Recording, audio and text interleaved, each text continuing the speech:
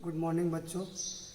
आज हम सॉल्यूशन का सेकंड लेक्चर लेके आ रहे हैं। इसमें फर्स्ट लेक्चर में हम लोग कॉलिगेटिव प्रॉपर्टीज के बारे में स्टडी किए थे। उसमें फर्स्ट कॉलिगेटिव प्रॉपर्टी पढ़े थे, relative lowering of vapour pressure.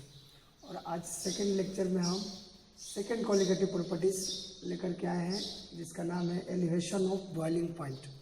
तो इस लेक्चर में हम लोग एलिवेशन ऑफ बॉइलिंग पॉइंट को समझेंगे। तो पहले ये जानते हैं कि बॉइलिंग पॉइंट क्या होता है, व्हाट इज़ बॉइलिंग पॉइंट। तो बॉइलिंग पॉइंट के बारे में हम लोग जो सिंपली जानते हैं कि बॉइलिंग पॉइंट एक फिक्स टेम्परेचर होता है, जिस टेम्परेचर पर कोई लिक्विड वेपर में कन्वर्ट होने लगता है। ये तो बॉइलिंग पॉइंट का सिंपल डिफिनीशन है। बट एक यहाँ पर हम लोग नया डिफिनीशन, अच्छा डिफिनीशन हम लोग इसका एक देखने जा रहे हैं। वो तो सिंपल डिफिनीशन है जो छोटे क्लासों में बताया जाता है जनरली, बट एक्चुअल में बॉइलिंग पॉइंट का डिफिनीशन हम एक यहाँ पर नया डिफिनीशन बता रहे हैं। उसको लिख लेते हैं पहले। Boiling point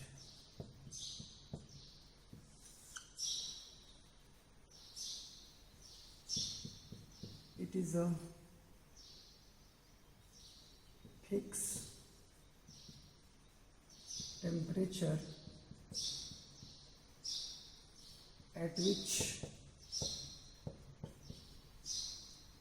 at which any liquid at which the vapor pressure of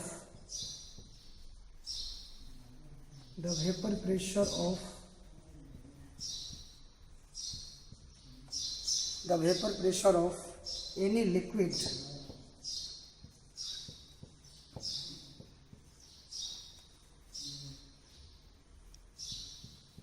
is equal to the atmospheric pressure.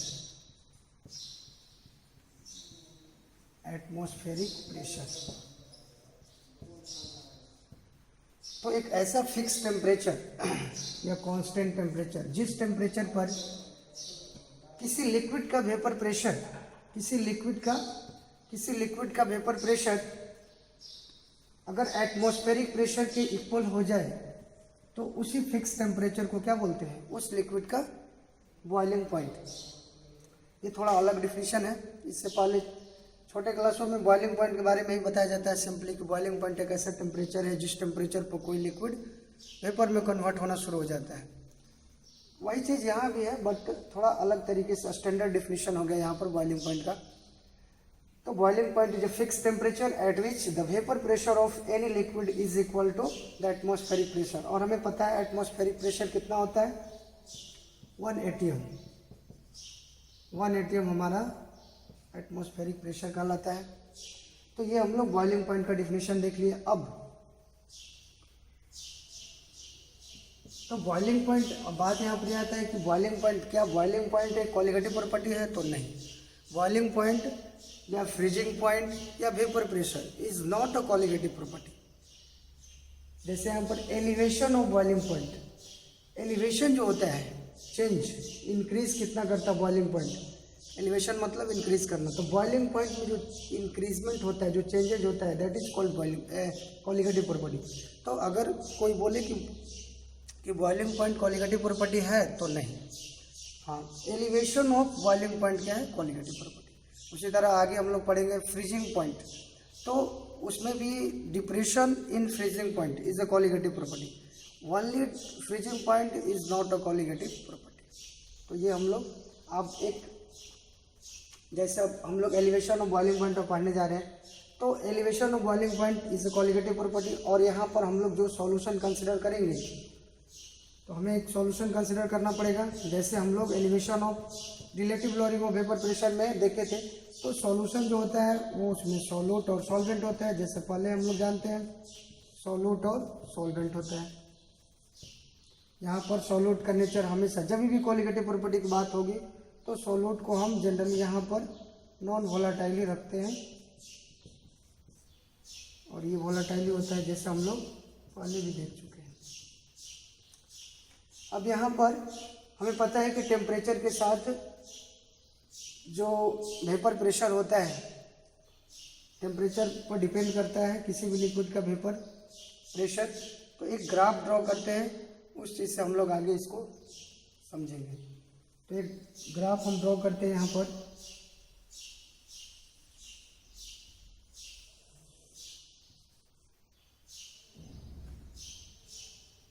यहाँ पर एक्स एक्सिस के लॉन्ग हम टेम्परेचर को रखते हैं और वाई एक्सिस के लॉन्ग, ये हमारा एक्स एक्सिस है, ये वाई एक्सिस। तो वाई एक्सिस के लॉन्ग हम लोग वेपर प्रेशर को दिखाते हैं। वेपर प्रेशर,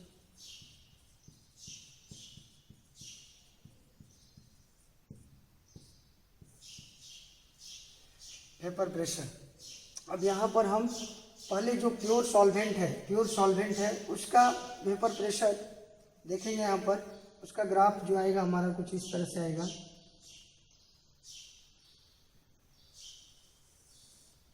ये मान लीजिए हमारा कर्व है प्योर सॉल्वेंट का। प्योर सॉल्वेंट जब इसमें कोई भी नॉन वोलेटाइल सॉल्यूट मिक्स नहीं किया गया, मतलब जब सॉल्यूशन नहीं बनाया है तो लिक्विड क्या होता है, प्योर। तो प्योर सॉल्वेंट का हम यहाँ पर देख रहे हैं, ऐसा इसका ग्राफ जा रहा है। तो इसमें क्या देख रहे हैं, हमें पता भी है कि जैसे जैसे टेम्परेचर इंक्रीज करते हैं, हम लोग पहले पढ़ चुके हैं कि टेम्परेचर बढ़ाने से क्या होता है, किसी भी लिक्विड का वेपर प्रेशर इंक्रीज करता है। तो यहाँ पर हमें दिख रहा है कि जैसे जैसे टेम्परेचर इंक्रीज कर रहे हैं वैसे वैसे वेपर प्रेशर क्या हो रहा है, बढ़ता जा रहा है। तो ये प्योर सॉल्वेंट का हुआ। और यहाँ पर हमें पता है कि बॉइलिंग पॉइंट क्या होता है। बॉइलिंग पॉइंट जो होता है उस टेम्परेचर को बोलते हैं जिस टेम्परेचर पर लिक्विड का वेपर प्रेशर क्या होता है, इक्वल हो जाता है एटमॉस्फेरिक प्रेशर के। तो यहाँ पर एटमॉस्फेरिक प्रेशर क्या होता है, 1 atm को बोलते हैं। तो 1 atm का यहाँ पर हम एक ग्राफ ड्रॉ कर लेते हैं पहले। यहाँ पर मान लिए कि वेपर प्रेशर ये जो है हमारा 1 atm है, ठीक है, 1 atm। तो 1 atm का एक लाइन हम यहाँ पर ड्रॉ कर लेते हैं, ठीक है। अब ये जो प्योर सॉल्वेंट है इसका जो कर्व है, टेम्परेचर के साथ, टेम्परेचर जैसे जैसे इंक्रीज कर रहे हैं वैसे वैसे वेपर प्रेशर प्योर लिक्विड का इंक्रीज कर रहा है। और बढ़ते बढ़ते एक ऐसा टेम्परेचर, एक ऐसा पॉइंट आ रहा है जहाँ पर ये वेपर प्रेशर का जो लाइन है सॉल्वेंट के लिए वो 1 atm वाले लाइन को कट कर रहा है। मतलब इस पॉइंट पर, इसका मतलब ये हुआ कि इस पॉइंट पर, इस पर्टिकुलर पॉइंट पर प्योर सॉल्वेंट जो है उसका vapour pressure atmospheric vapour pressure के क्या हो रहा है, इक्वल हो रहा है। इट मीन्स यही पॉइंट क्या है, इस पॉइंट पर जो टेम्परेचर होगा that is the boiling point of pure solvent. तो यहाँ पर हम बोल सकते हैं कि ये जो पॉइंट है, इस पॉइंट पर जो टेम्परेचर होगा वही इस प्योर सॉल्वेंट का क्या होगा, बॉइलिंग पॉइंट। तो यहाँ पर हम इसको T0B से रिप्रेजेंट कर लेते हैं। T0B, यहाँ पर T0B हम मान लिए हैं boiling point of pure solvent. अब उसी तरह अगर सॉल्यूशन के लिए अगर ग्राफ ड्रॉ करें तो सॉल्यूशन का ग्राफ हमें पता है कि जब भी प्योर लिक्विड का वेपर प्रेशर हमेशा ज़्यादा बनता है, ज़्यादा होता है, हाई होता है। जब सॉल्यूशन बनाते हैं उसमें नॉन वोलेटाइल सॉल्यूट मिक्स करके, तो सॉल्यूशन का वेपर प्रेशर क्या होता है, डिक्रीज कर जाता है। पहले ही हम लोग ये डिस्कस कर चुके हैं। तो स्वाभाविक है कि यहाँ पर जो सॉल्यूशन होगा, अब सॉल्यूशन का जो कर्व खींचेंगे वो क्या होगा, नीचे से जाएगा, उसका वेपर प्रेशर क्या होगा, कम बनेगा और उसका कुछ ऐसा होगा। ये हमारा कर्व हो गया सॉल्यूशन के लिए।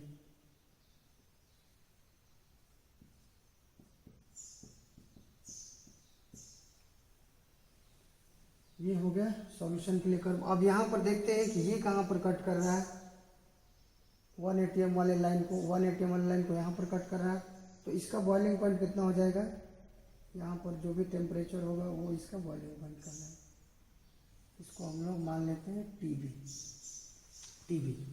तो यहाँ पर हम लोग देख रहे हैं कि जब प्योर सॉल्वेंट था तो उसका बॉइलिंग पॉइंट कितना है, T0B।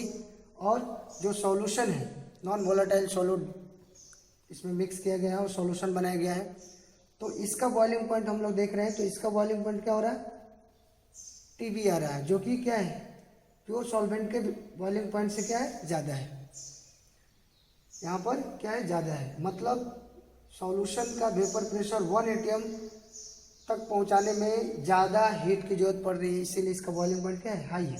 अब यहाँ पर जो बॉइलिंग पॉइंट में जो डिफरेंस आया, पहले प्योर सॉल्वेंट था तो उसका बॉइलिंग पॉइंट T0 भी, अब उसमें अगर हम सॉल्यूट मिक्स कर दिए, नॉन वोलेटाइल सॉल्यूट, तो सॉल्यूशन बन गया। अब सॉल्यूशन को जब हीट कर रहे हैं तो इसका बॉइलिंग पॉइंट कितना आ रहा है, टीबी आ रहा है, जो कि क्या है, T0B से ज़्यादा है। क्यों ज़्यादा है, क्योंकि यहाँ पर सॉल्यूशन का वेपर प्रेशर 1 atm तक पहुँचाने में हमें क्या करना पड़ा, ज़्यादा हीट देना पड़ रहा है। क्यों, क्योंकि सॉल्यूशन में नॉन वोलेटाइल सॉल्यूट आने से सॉल्यूशन में जो वेपर बन रहा है वो उतना आसानी से नहीं बनेगा, क्योंकि नॉन वोलेटाइल सॉल्यूट क्या करेगा, उस लिक्विड जो सॉल्वेंट है वोलेटाइल नेचर का, उसको वेपर में कन्वर्ट होने से क्या करेगा, रोकेगा। जैसे कि हम लोग relative lowering of vapour pressure में देखे थे कि जब प्योर सॉल्वेंट में नॉन वोलेटाइल सॉल्यूट मिक्स करते हैं तो वेपर कम बनता है। वही बात यहाँ है, जब वेपर कम बनेगा तो वेपर प्रेशर क्या होगा, 1 atm तक पहुँचने में थोड़ा ज़्यादा हीट लगेगा। अब ये दोनों के बीच का जो बॉइलिंग पॉइंट में जो डिफरेंस आया, इसको हम लोग डेल्टा टीबी से डिनोट करते हैं, और इसी डेल्टा टीबी को बोलते हैं elevation of boiling point. Elevation of boiling point यही है हमारा। एलिवेशन मतलब बॉइलिंग पॉइंट कितना बढ़ गया, तो बॉइलिंग पॉइंट कितना बढ़ा, पहले प्योर सॉल्वेंट अगर लेते, प्योर लिक्विड लेते तो T0 भी, और जैसे ही इसमें इम्प्योरिटी मिक्स की, सॉल्वेंट मिक्स की, तो इसका बॉइलिंग पॉइंट क्या हो गया, बढ़ गया, क्योंकि वेपर प्रेशर क्या हो रहा, वेपर प्रेशर कम हो जाता है ना, तो वेपर प्रेशर कम हो जाता है। तो यहाँ पर बॉइलिंग पॉइंट में जो चेंजेस आया है, बॉइलिंग पॉइंट जो इंक्रीज कर गया है, उसी को बोलते हैं एलिवेशन ऑफ बॉइलिंग पॉइंट। तो डेल्टा टीबी, यहाँ पर डेल्टा टीबी क्या हो गया, delta TB is equal to क्या लिख सकते हैं, TB minus T0B, TB minus T0B, यही है हमारा एक फॉर्मूला है। यहाँ पर ज़्यादा जो बॉइलिंग पॉइंट है उसमें से इस कम बॉइलिंग पॉइंट जो है, इसका वैल्यू कम है ना, इसका ज़्यादा है, तो ज़्यादा में से कम को घटा दिए, यही डेल्टा टीबी निकल गया। और इसी डेल्टा टीबी को हम लोग क्या बोलते हैं, elevation of boiling point. Boiling point में कितना एलिवेशन हुआ, कितना चेंज हुआ, कितना बॉइलिंग पॉइंट इंक्रीज कर गया, तो ये हमारा हो गया डेल्टा टीबी। आप इसको नोट डाउन कर लो वीडियो को पॉज करके। अब हम लोग यहाँ पर एलिवेशन ऑफ बॉइलिंग पॉइंट के लिए फार्मूला निकाल चुके थे, delta TB is equal to TB minus T0B, और हमें यहाँ पता है कि डेल्टा टीबी क्या है, बॉइलिंग पॉइंट ऑफ सॉल्यूशन का बॉइलिंग पॉइंट है, और टीबी नॉट हम लोग किसको माने हैं, boiling point of solvent, pure solvent, जब इसमें सॉल्यूट मिक्स नहीं है तब। तो ये जो बॉइलिंग पॉइंट में जो चेंजेस आया है, एलिवेशन आया है, उसको हम लोग डेल्टा टीबी बोलते हैं, और यही डेल्टा टीबी क्या है, एलिवेशन ऑफ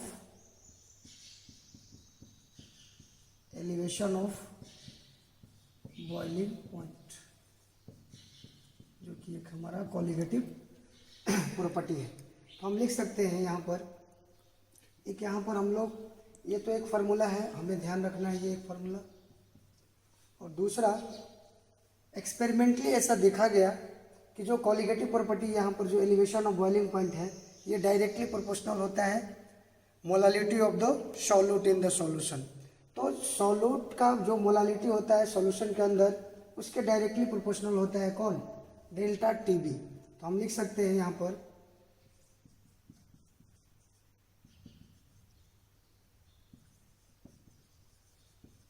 एक्सपेरिमेंटली ऐसा देखा गया कि for dilute solution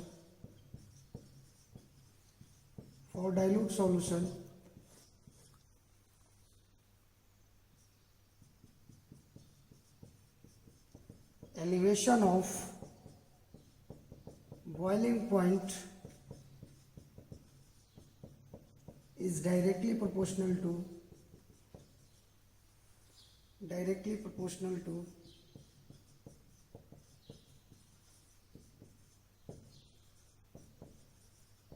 molality of solute in the solution। तो हम लोग इसको एक्सप्रेशन के फॉर्म में कैसे लिख सकते हैं, delta T B directly proportional to molality. यहाँ पर एम क्या है, स्मॉल एम, किस चीज़ को रिप्रेजेंट कर रहा है, molality of the solute in the solution. क्योंकि ये सॉल्यूट के मोलालिटी मतलब कंसंट्रेशन ऑफ सॉल्यूट पर क्या डिपेंड कर रहा है, colligative property delta T B. Delta T B जो हमारा है वो सॉल्यूट के कंसंट्रेशन पर ही डिपेंड करता है। अगर सॉल्यूट हम लोग सॉल्वेंट में नहीं मिक्स किए थे तब तो बॉइलिंग पॉइंट जो था उसमें कोई चेंजेस नहीं था, वो तो डेल्टा टी बी था ही। लेकिन चेंजेस किस वजह से आया है, सॉल्यूट की वजह से। सॉल्यूट जब मिक्स किए हैं तो ये हमें एलिवेशन देखने के लिए मिला है। तो यहाँ पर जो एलिवेशन का वैल्यू है वो किस चीज़ पर डिपेंड कर रहा है, कंसंट्रेशन ऑफ सॉल्यूट। तो यहाँ पर हम एक्सप्रेशन ऐसे लिख सकते हैं, अब delta T B is equal to, जब प्रोपोर्शनलिटी को जब हटाते हैं तो एक कांस्टेंट टर्म आता है, यहाँ पर की बी हम लोग एज ए कांस्टेंट लेते हैं और यहाँ पर मोलालिटी। तो ये हमारा एलिवेशन ऑफ बॉइलिंग पॉइंट के लिए एक दूसरा फार्मूला आ गया, delta T B equal to K B into M, molality. यहाँ पर ध्यान रखना एम क्या है, मोलालिटी, और के बी यहाँ पर कांस्टेंट है, इसको बोलते हैं मोलल एलिवेशन कांस्टेंट, या फिर इसको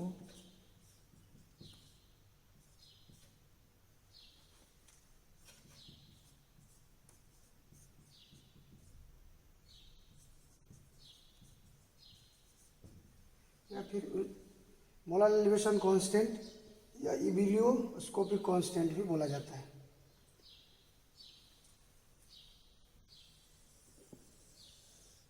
अब यहाँ पर सेकेंड फार्मूला यहाँ पर आ गया हमारा एलिवेशन और बॉइलिंग पॉइंट के लिए। अगर मोलालिटी दिया हो, के बी का वैल्यू गिवन हो, तो हम डेल्टा टी बी यहाँ से निकाल सकते हैं। और यहाँ भी अगर सॉल्यूशन का बॉइलिंग पॉइंट दिया हो, सॉल्वेंट का बॉइलिंग पॉइंट दिया हो, तो भी हम यहाँ पर डेल्टा टी बी निकाल सकते हैं। के बी के बारे में देखते हैं। के बी जो होता है the value of K B, the value of K B only depend on the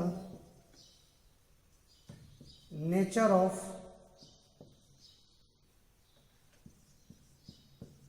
solvent। Kb का वैल्यू, मोलल एलिवेशन कांस्टेंट का वैल्यू सिर्फ सॉल्वेंट के नेचर पर डिपेंड करता है, सॉल्यूट के ऊपर डिपेंड नहीं करता है। सॉल्यूट कुछ भी लो, सॉल्वेंट अगर सेम है तो के बी का वैल्यू क्या होगा, ऑलवेज सेम। इस बात को ध्यान में रखना। और जनरली के बी का वैल्यू जो होता है क्वेश्चन में, जब भी कॉलिगेटिव एलिवेशन और बॉइलिंग पॉइंट निकालने के लिए कभी भी इसके ऊपर कोई भी न्यूमेरिकल अगर आता है तो उसमें के बी का वैल्यू जनरली गिवन होता है, जनरली। अब यूनिट की अगर बात करें, यूनिट ऑफ के बी, अगर के बी का यूनिट की अगर बात करें तो के बी इक्वल टू, यहाँ से हम देख सकते हैं के बी को क्या लिख सकते हैं, delta T B upon M, delta T B upon M. और डेल्टा टी बी क्या है, चेंज इन टेम्परेचर ही तो है। तो चेंज इन टेम्परेचर को हम क्या केल्विन में भी लिख सकते हैं, डिग्री सेल्सियस में भी दिखा सकते हैं। तो अगर केल्विन में लेते हैं चेंज इन टेम्परेचर तो केल्विन, और ये क्या होता है, मोलालिटी। मोलालिटी क्या होता है, मोल्स पर केजी। तो मोल्स और यहाँ पर केजी। तो यहाँ पर हम क्या इसको कैसे लिख सकते हैं, केल्विन केजी ऊपर चला जाएगा तो केल्विन केजी पर मोल। ये हमारा आ गया यूनिट ऑफ केबी।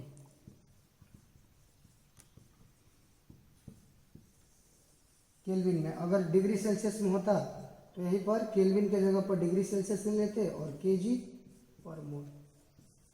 तो जिस भी यूनिट में, क्योंकि चेंज इन टेम्परेचर को कोई फर्क नहीं पड़ता है कि आप केल्विन में ले रहे हो या फिर डिग्री सेल्सियस में। चेंज इन टेम्परेचर अगर है तो केल्विन और डिग्री सेल्सियस कोई भी यूज किया जा सकता है, कोई फर्क नहीं पड़ेगा। तो ये हमारा यूनिट हो गया केबी का।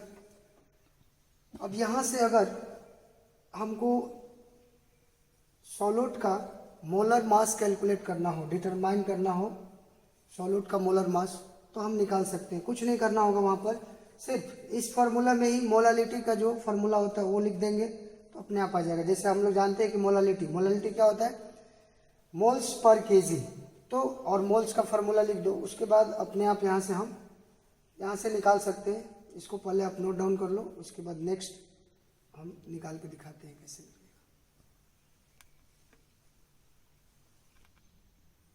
अब हम लोग इसमें आगे देखेंगे, निकालेंगे molar mass, how to determine molar mass of solute.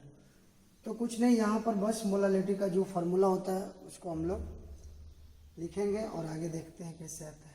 तो K B into molality equal to क्या होता है, हम लोग पहले पढ़ चुके हैं, moles of solute upon weight of solvent in KG. ध्यान रखना केजी में, नीचे हम लोग उसको केजी में लेंगे। अगर के ग्राम में लेंगे तो ऊपर 1000 से मल्टीप्लाई करना पड़ेगा। और मोल्स इक्वल टू क्या होता है, मोल्स का फार्मूला क्या होता है, weight of solute upon molar weight of solute. Wait of solute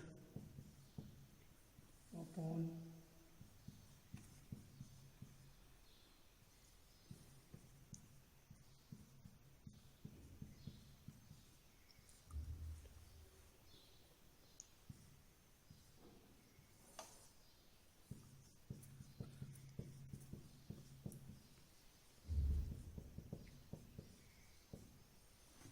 अब अगर हम यहाँ पर मान लेते हैं वेट ऑफ सॉल्यूट को WB मान लेते हैं, WB gram. Molar mass of solute MB है और वेट ऑफ सॉल्वेंट को WA।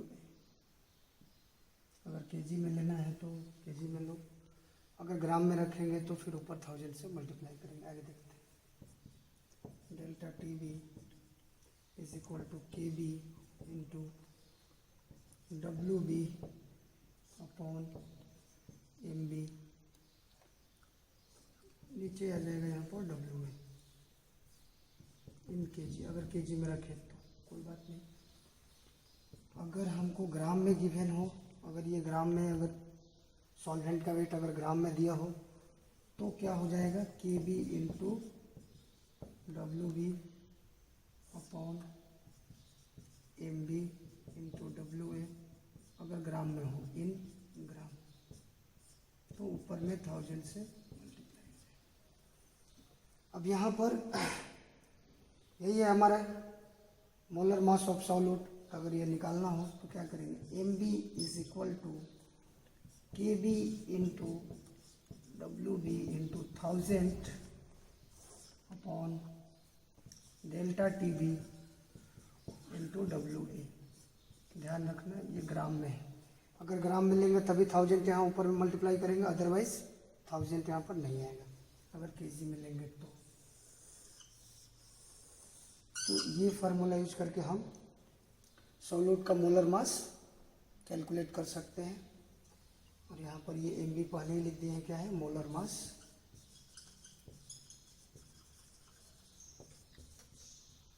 Non volatile solute.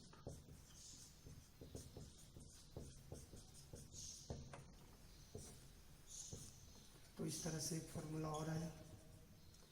तो ये एलिवेशन ऑफ बॉइलिंग पॉइंट के अंदर इतनी बातें ध्यान रखना है। ये तो एलिवेशन ऑफ बॉइलिंग पॉइंट से हम का फार्मूला यूज करके हम लोग क्या निकाल सकते हैं, मोलर मास ऑफ सॉल्यूट निकाल सकते हैं। अगर यहाँ पर ये फार्मूला भी ध्यान रखना है, अगर डायरेक्ट अगर मान लो एलिवेशन ऑफ बॉइलिंग पॉइंट निकालने के लिए बोले, मोलालिटी दे दे सॉल्यूशन का और केवी का वैल्यू गिवन हो, तो ये फार्मूला यूज करेंगे डायरेक्ट, वहाँ से वहाँ पर वैल्यू रख करके डेल्टा टी भी निकाल लेंगे। और एक और फार्मूला हम लोग इससे पहले देखे थे जब ग्राफ के थ्रू इसको बताए थे, तो delta T B equal to T B minus T not B. तो ये टोटल 3 फार्मूला हो गए। ये तीनों फार्मूला हमें ध्यान रखना है, न्यूमेरिकल बनाते समय हमें काम आएगा। तो यहाँ पर एलिवेशन ऑफ बॉइलिंग पॉइंट खत्म होता है। नेक्स्ट वीडियो में हम लोग देखेंगे नेक्स्ट कोलिगेटिव प्रॉपर्टी कौन सा है, freezing, depression of freezing point. तो इसको नोट डाउन कर लो, पॉज द वीडियो। अब हम लोग colligative property, third colligative property पढ़ने जा रहे हैं, जिसका नाम है डिप्रेशन ऑफ फ्रीजिंग पॉइंट। तो इसमें सबसे पहले हम लोग ये समझते हैं फ्रीजिंग पॉइंट क्या होता है। तो फ्रीजिंग पॉइंट एक ऐसा टेम्परेचर होता है जिस टेम्परेचर पर लिक्विड फेज का वेपर प्रेशर क्या हो जाता है, इक्वल हो जाता है vapour pressure of solid phase. तो एक ऐसा कांस्टेंट टेम्परेचर जिस टेम्परेचर पर वेपर प्रेशर, लिक्विड फेज का वेपर प्रेशर सॉलिड फेज के वेपर प्रेशर के इक्वल हो जाता है, उस टेम्परेचर को, उस सब्सटेंस का फ्रीजिंग पॉइंट बोलते हैं। ठीक है, अब इसको ग्राफ से समझते हैं और क्लियर होगा।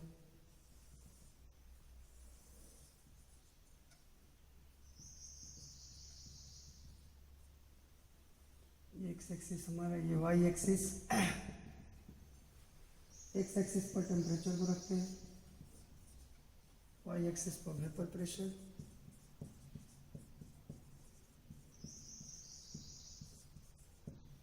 और ये हमारा एक मान लेते हैं कोई सॉलिड है, सॉलिड फेज का वेपर प्रेशर मान लो इस तरह से चेंज करना है।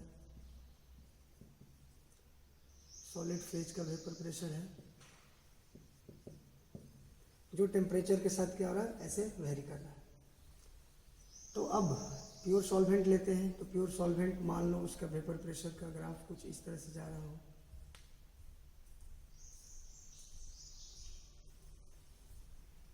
ये मान लो हमारा प्योर सॉल्वेंट है, प्योर सॉल्वेंट का वेपर प्रेशर का ये ग्राफ है, ये कर्व है जो कि टेम्परेचर के साथ वेरी कर रहा है। तो अब हमको पता है कि वेपर प्रेशर किसी भी सब्सटेंस का टेम्परेचर के साथ वेरी करता है। अगर टेम्परेचर बढ़ाते हैं, इंक्रीज करते हैं, तो वेपर प्रेशर इंक्रीज करता है, और जब टेम्परेचर डिक्रीज करते हैं तो वेपर प्रेशर क्या होता है, डिक्रीज करता है।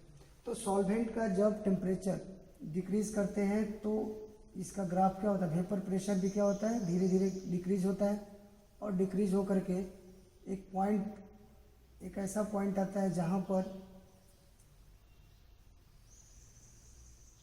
एक पॉइंट यहाँ पर ऐसा मिलता है जहाँ पर वो क्या करता है, ये सॉलिड फेज का जो लाइन है उसको यहाँ पर कट करता है। मतलब इस पॉइंट पर क्या हो रहा है, वेपर प्रेशर प्योर सॉल्वेंट का इक्वल हो रहा है किसके, वेपर प्रेशर ऑफ सॉलिड के वेपर प्रेशर के इक्वल हो जा रहा है लिक्विड का वेपर प्रेशर इस पॉइंट पर। तो ये जो पॉइंट हुआ, इस पॉइंट पर जो टेम्परेचर आएगा हमारा, इस पॉइंट पर जो टेम्परेचर होगा T0F, ये हमारा फ्रीजिंग पॉइंट कहलाएगा किसका, प्योर सॉल्वेंट जो भी हम यहाँ पर लेंगे। जब उसमें प्योर सॉल्वेंट में जब हम लोग नॉन वोलेटाइल सॉल्यूट मिक्स करके सॉल्यूशन बनाएंगे, तो जब उसका कर्व जब हम ड्रॉ करेंगे तो वो नीचे कट करेगा इस सॉलिड फेज वाली जो लाइन है उसको। तो कुछ इस तरह से उसका ग्राफ आएगा। ये हमारा सॉल्यूशन का है। इस सॉल्यूशन में क्या होगा, नॉन वोलेटाइल सॉल्यूट और साथ में हमारा सॉल्वेंट है, साथ में सॉल्वेंट है। तो हम यहाँ पर क्या देख रहे हैं कि ये जो सॉल्यूशन वाला जो ग्राफ है वो सॉलिड फेज को कहाँ पर कट कर रहा है, यहाँ पर।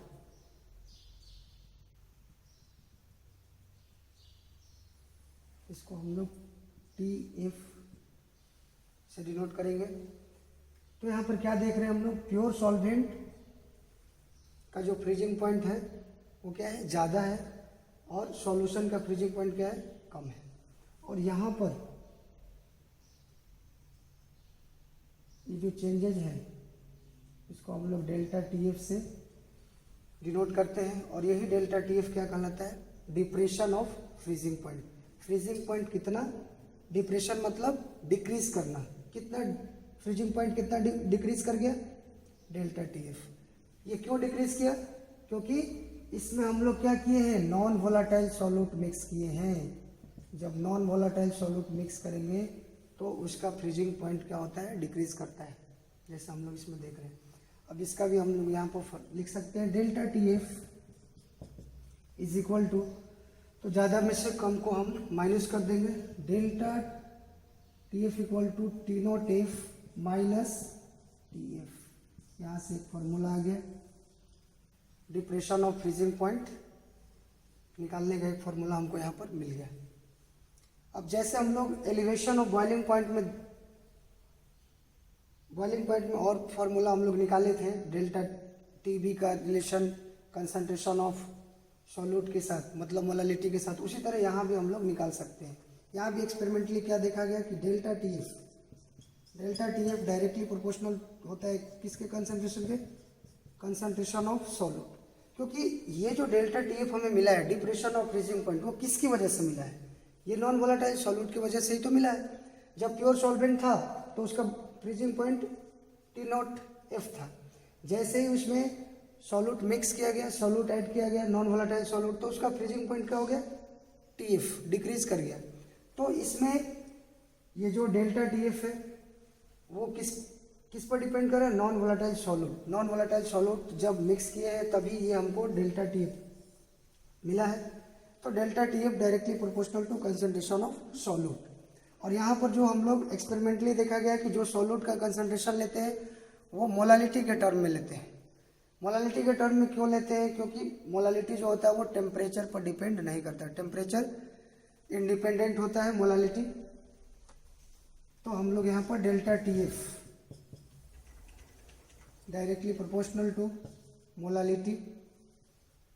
मोलालिटी को स्मॉल m से रिप्रेजेंट करते हैं। अब फिर यहाँ पर प्रोपोर्शनलिटी को जब हटाते हैं तो एक कांस्टेंट टर्म आता है, यहाँ पर KF आएगा इंटू m। एक फॉर्मूला हमें यहाँ पर और मिल गया। जैसे एलिवेशन ऑफ बॉइलिंग पॉइंट में मिला था सेम वैसे ही यहाँ भी मिल रहा है। और यहाँ पर KF क्या है,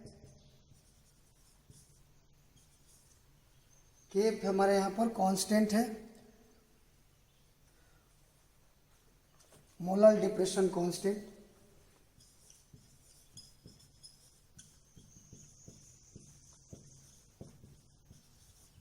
मोलर डिप्रेशन कांस्टेंट और स्मॉल m क्या है, molality of solute in the solution.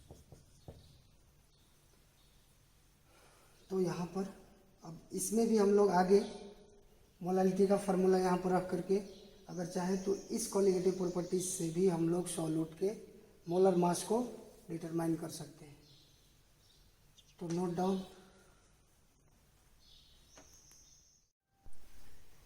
जैसे डिप्रेशन ऑफ फ्रीजिंग पॉइंट का फार्मूला हम लोग निकाल चुके थे, delta TF equal to KF into m। यहाँ पर KF क्या है, मोलर डिप्रेशन कांस्टेंट, या फिर इसी को क्रायोस्कोपिक कांस्टेंट भी बोलते हैं।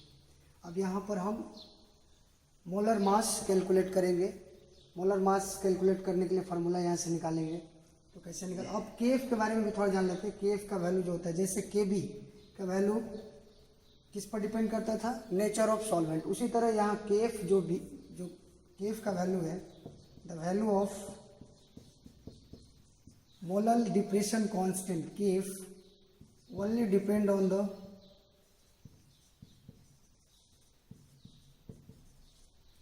Nature of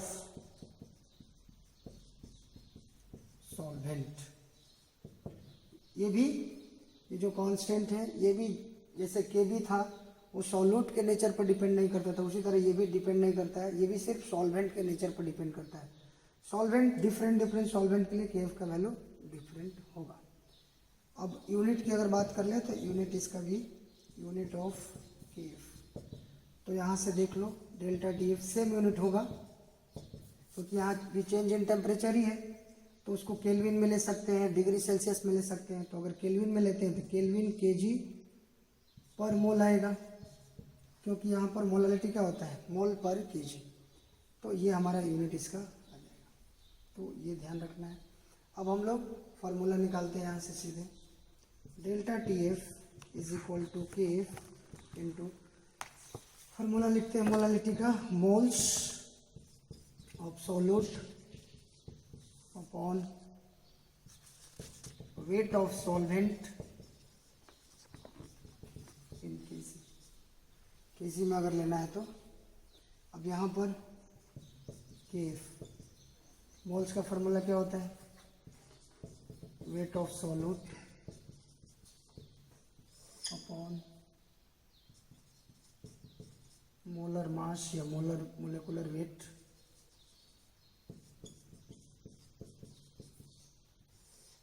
into weight of solvent. ध्यान रखना है केजी में ही लेना है, अगर ग्राम में लेंगे तो केजी को ग्राम में कन्वर्ट करेंगे तो 1000 से डिवाइड करेंगे और वो 1000 फिर ऊपर चला जाएगा, यहाँ पर 1000 से मल्टीप्लाई करना पड़ेगा। तो अगर हम मान लेते हैं इसको वेट ऑफ सॉल्यूट को WB और इसको हम मान लेते हैं MB और इसको WA, तो कैसे लिख सकते हैं, KF into WB upon MB into WA। अगर केजी में रखें तो in KG delta T F, इधर आते हैं delta T F equal to K F into WB upon MB into WA। अगर इसको ग्राम में लिया जाए, ग्राम में अगर लेना हो तो 1000 से नीचे क्या करेंगे, डिवाइड, और ये फिर 1000 कहाँ चला जाएगा, ऊपर, तो यहाँ पर 1000 से डायरेक्ट हम मल्टीप्लाई कर देते हैं। तो ये फार्मूला है। अब यहाँ पर यही है हमारा मोलर मास ऑफ सॉल्यूट। तो सॉल्यूट का जो मोलर मास है वो निकालना हो तो हम क्या करेंगे, MB equal to K F into WB into 1000 upon delta T F into W। ध्यान रखना यहाँ पर ये वैल्यू ग्राम में रखेंगे, ये वैल्यू यहाँ पर ग्राम में रखना होगा, तभी 1000 ऊपर में मल्टीप्लाई होगा। तो जब भी हमको मोलर मास निकालना होगा तो ये फार्मूला हम लोग यूज करेंगे, ध्यान रखना है। तो इस तरह से हम लोग इसके अंदर भी 3 फार्मूला हमें ध्यान रखना है। आगे जब हम लोग न्यूमेरिकल इसका बनाएंगे तो ये तीनों फार्मूला यूज हो सकता है। मोलर मास निकालना हो तो ये फार्मूला, डायरेक्ट अगर बॉइलिंग पॉइंट गिवन हो सॉल्यूशन का और प्योर सॉल्वेंट का तो यहाँ से निकाल सकते हैं डेल्टा टी एफ। अगर मोलालिटी दिया हो, कंसंट्रेशन दिया हो तो फिर यहाँ से डेल्टा टी एफ निकाल सकते हैं। जनरली के एफ और के बी जो मोलर एलिवेशन कांस्टेंट है या मोलर डिप्रेशन कांस्टेंट का वैल्यू है, ये जनरली गिवन होता है। और जैसे पहले हम डिस्कस किए कि के एफ और के बी का वैल्यू सिर्फ सॉल्वेंट के नेचर पर डिपेंड करता है। सॉल्यूट आप कुछ भी ले सकते हो, सॉल्वेंट सेम रहना चाहिए तो के एफ का वैल्यू चेंज नहीं होगा। और जनरली के एफ या के बी का वैल्यू गिवन होता है और इसको निकालने की जरूरत नहीं पड़ता। 99% केस में के बी और के एफ का वैल्यू क्वेश्चन अगर इस पर न्यूमेरिकल आता है तो उसमें गिवन होता है। फिर भी के एफ और के बी निकालना हो तो उसका भी फार्मूला होता है, वो भी बता देते हैं, नेक्स्ट वीडियो में बताएंगे और इसको नोट डाउन कर लो।